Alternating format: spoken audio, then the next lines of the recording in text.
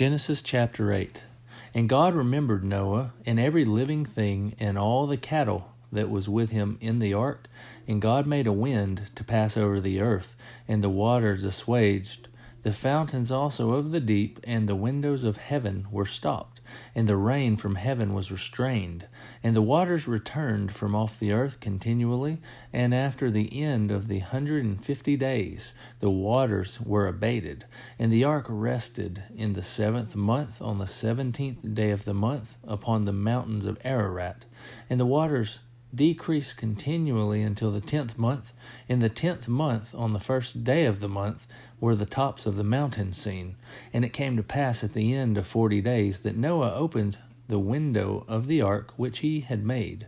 And he sent forth a raven, which went forth to and fro until the waters were dried up from off the earth. Also he sent forth a dove from him to see if the waters were abated from off the face of the ground. But the dove found no rest for the sole of her foot, and she returned unto him into the ark, for the waters were on the face of the whole earth. Then he put forth his hand, and took her, and pulled her in unto him into the ark. And he stayed yet other 7 days. And again he sent forth the dove out of the ark, and the dove came in to him in the evening, and lo, in her mouth was an olive leaf plucked off. So Noah knew that the waters were abated from off the earth. And he stayed yet other 7 days, and sent forth the dove, which returned not again unto him any more. And it came to pass in the 601st year, in the 1st month, the 1st day of the month, the waters were dried up from off the earth. And Noah removed the covering of the ark, and looked, and behold, the face of the ground was dry. And in the 2nd month, on the 7th and 20th day of the month, was the earth dried. And God spake unto Noah, saying, Go forth of the ark, thou and thy wife and thy sons' wives with thee.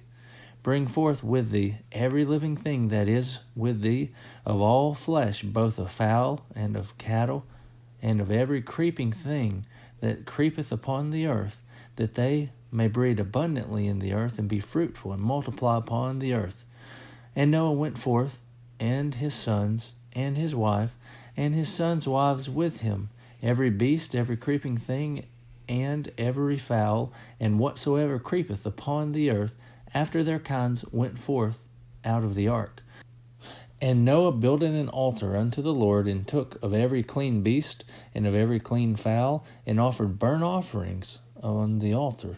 And the Lord smelled a sweet savor, and the Lord said in his heart, I will not again curse the ground any more for man's sake, for the imagination of man's heart is evil from his youth. Neither will I again smite any more everything living, as I have done, while the earth remaineth, seed time and harvest, and cold and heat, and summer and winter, and day and night shall not cease.